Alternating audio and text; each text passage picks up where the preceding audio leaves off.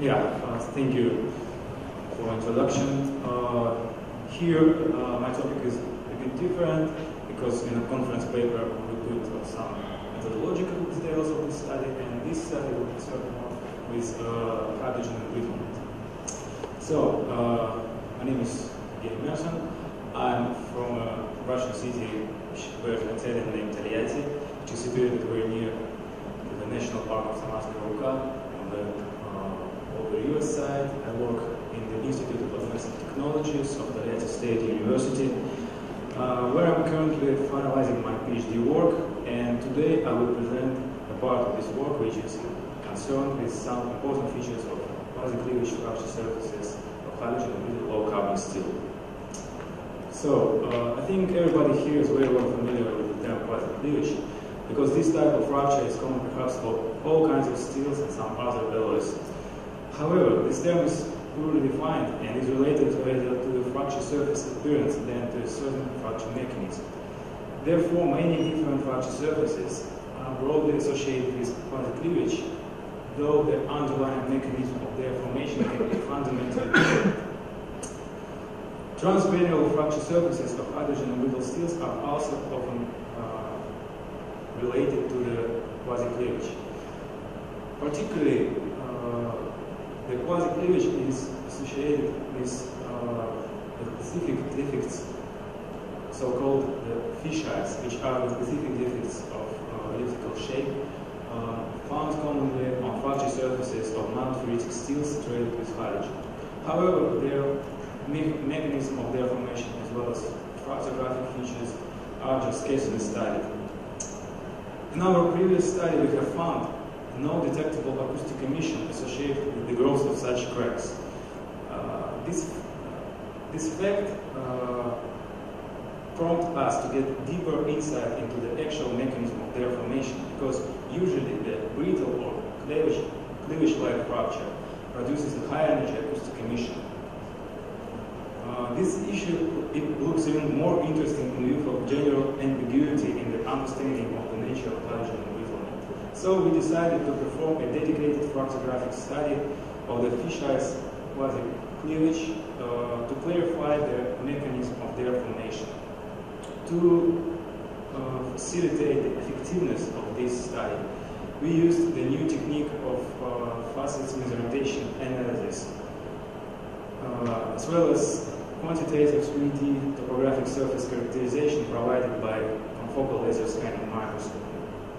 As the reference, we studied the true low temperature cleavage of the same steel using the same method. We prepared smooth flat specimens of commercial hot-rolled low-carbon steel, then we annealed them in vacuum, and then some of them we tested in the liquid nitrogen to get the true cleavage, and the others we charged with hydrogen by the electrolytic method, and then tensile tested them in air to get at room temperature to get Facets with quasi-cleavage. For the fracture surface characterization, we used the confocal laser scanning microscope as well as conventional SAM.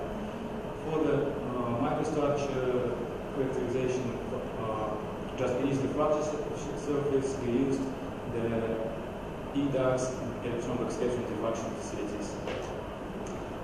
The CLSM allows obtaining the 2D and 3D reconstructed topographic images of an object surface. So we obtained several such images of cleavage and quasi-cleavage and analyzed them with the special software which was developed in Moscow Institute of Steels and Alloys. Using this software, we manually define the Facets boundaries, and then the program finds the same areas in the corresponding height area, and after approximation of these regions by planes with the known plane equation coefficients, the angles between the facets can be easily found. Besides that, we also analyzed the profiles of the fracture surfaces as well as aerial roughness of them. All the methodological details of this study we put in the conference paper. Okay, let's turn to the results. The fracture surface of the specimen tested in liquid nitrogen was completely brittle, with typical cleavage facets with pronounced river patterns. The fracture surface of the hydrogen-charged specimen exhibits two distinct regions of clear ductile and brittle fracture modes. The first demonstrates a typical dimple relief, and the other is represented by the brittle regions of elliptical shape, known as fish eyes, such as that presented marked by the red circle on the image. The surface of such defects consists of large transgranular quasi-cleavage facets with the river markings oriented in the direction of the crack growth. In terms of shapes, dimensions, and river patterns, these facets resemble cleavage marks. However, we found substantial difference between their topographical features. On the next slide, you can see the 3D CLSM images of cleavage fracture surface.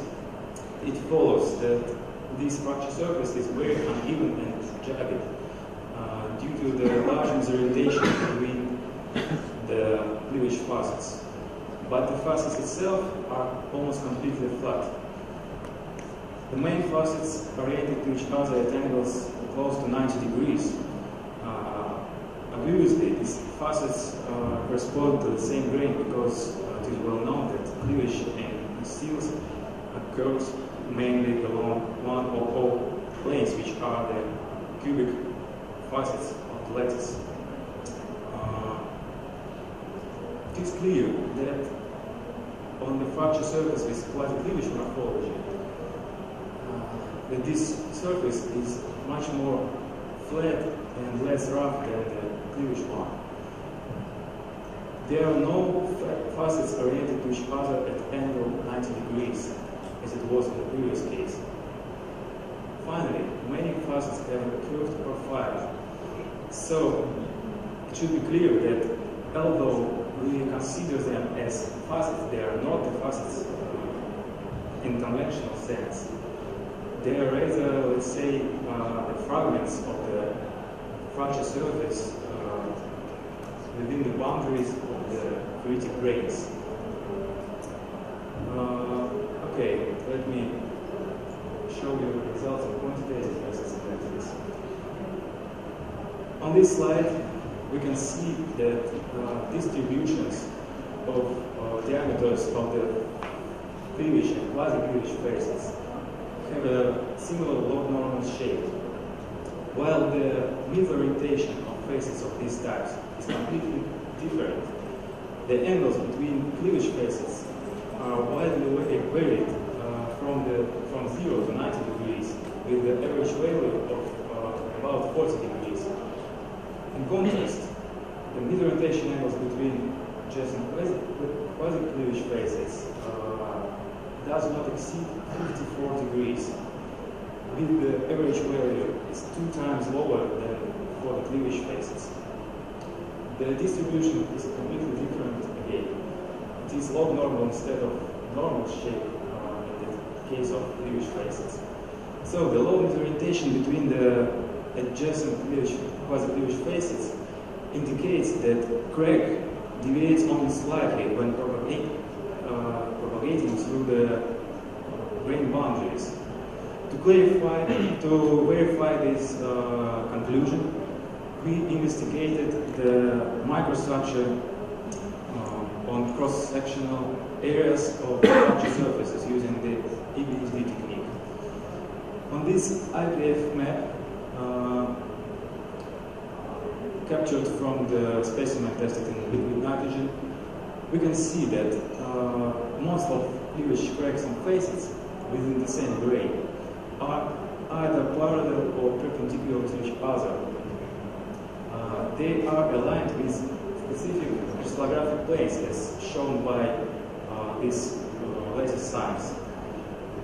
So the crack path typically follows the crystallographic orientation of grains, and consequently, when the cracks path through the grain boundaries, their propagation direction changes to comply with the cleavage plane in the adjacent grain, like a dead crack. On the right, you can see the images correspond to the fracture surface, to the quasi-cleavage fracture surface, and the fissure crack just under this fracture surface. And it is evidenced by these images that cracks in the hydrogen charged specimen does not necessarily change its direction when crossing the high-angle grain boundaries. You can see it here. But it's not completely straight when it's growing through the single grain. Instead, the cracks can easily deviate from the main propagation direction, virtually independently of the crystallographic orientation of the grains. This explains that those curved profiles of quasi-cleavage facets, which I showed before. Also, from these images, it follows that microstructure of the hydrogen charged specimen is severely distorted. The many low-angle dislocation boundaries can be seen just beneath the fracture surface. It indicates that the plastic deformation plays an important role in the hydrogen-assisted cracking in this case. And finally, at higher magnification, you can see that, in fact, the hydrogen-assisted crack grows occurred mainly by highly localized microvoid coalescence process, as indicated by thin ligaments of ductile rupture between the small voids, producing the fissure crack. So I should conclude that hydrogen-assisted fissure crack growth is not brittle or cleavage-like, but is ductile by nature. And this circumstance defines the features of the quasi-cleavage fracture surfaces, which were found in this investigation. So please feel free to ask me the question and have a look at our recent papers. Thank you very much for your attention.